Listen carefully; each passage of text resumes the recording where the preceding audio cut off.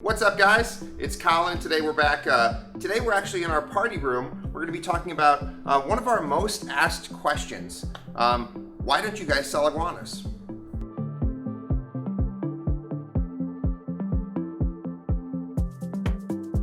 So to get back to the beginning of our whole story, our company and our brand, it really goes back to the early 2000s.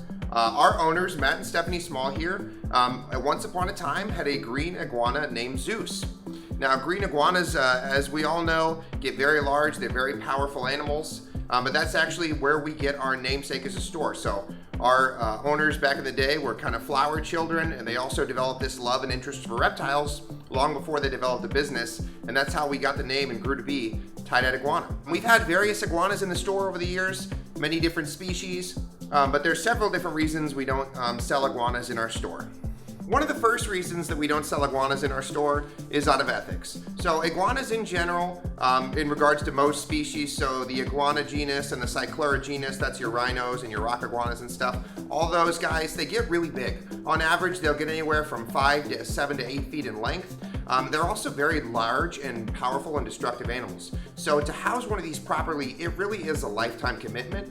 And if you look at our enclosures, for example, for little lizard, our green iguana, that enclosure is 12 foot wide, and about 10.5 feet tall. So that's actually really the bare minimum size you would need to comfortably and ethically house one of these guys. And in a northern climate, most of the year these guys are going to have to be indoors. So it's really tough to house one of these correctly.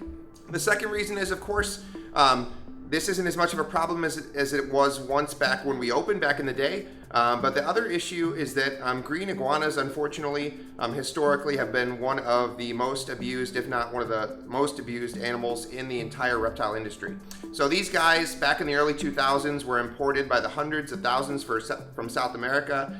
These guys were, $7 to $10 lizards, and unfortunately, because of that price, these guys were kind of considered a disposable pet. People would get them, but they wouldn't do the proper research. They really wouldn't know what it took to take care of these animals. And in fact, unfortunately, there's been some studies done, and they found that most of these guys didn't live past the first year in captivity on average. So for that reason as well, we don't sell them simply out of an ethics standpoint. It's in the best interest of the animal. If you're interested in an iguana, there are methods you can go to, but I would definitely not recommend it unless you're very interested and seriously well-researched, and be prepared for not only the time, but the financial commitment of one of these animals. Setting one up indoors is not cheap. There's lots of expensive lighting and humidity requirements, not to mention how destructive they can be. These guys have powerful nails and claws, and they can really tear apart your walls in your house, your drywall. They can absolutely tear it up. So that's one thing to keep in mind as well. The other thing is, with most iguana species, once they hit about a year in age, they're no longer that cute little lizard that's going to hang out with you on your shoulder or on your arm. These guys, once they go through puberty and adolescence, they can become especially territorial and very aggressive. Especially for adult males, it is no fun to get whipped with a tail. It's just like a large monitor lizard, and they can really do some damage. If you are interested in an iguana, I would definitely recommend staying away from green iguanas. So that's going to include you'll see the blue and the red iguanas. Those are both morphs of the common green iguana, or iguana is the scientific name. Those guys are the ones you often see at reptile shows. They're super cheap and things like that. I would definitely steer clear of those. Those guys in general, they have very demanding requirements. They need huge cages, just like little lizards. And they do actually, even though people may think so, they really don't make that good of a pet.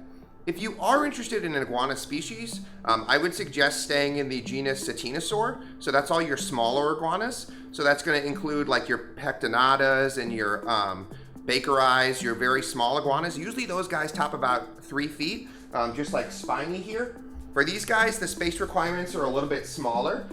With these guys, they do have an arboreal aspect to them. But in general, these guys, you could probably get away with a 4 foot by 4 foot by 8 foot by 4 foot enclosure. Something more modest. It's something that the average person could probably do if they were really wanting to do it. These guys in general too, they're a little bit more manageable. They're in a smaller package. There's actually a couple different species of like dwarf iguana as well that only top out about 2 feet or so. We also have different varieties, or there's different varieties, like for example our club-tail iguana, like Bam Bam. Those guys stay pretty manageable. You can keep those in a 40 to a 75-gallon tank as long as your husbandry is on point. So if you are looking for an iguana and you're really interested in pursuing that as a pet, I would definitely stay away from any of your large iguana species. So no rhino iguana, no rock iguana, and definitely not a green iguana. stick to something small. You'll be a lot more successful and happy overall, and it's also just in the best interest of the animal.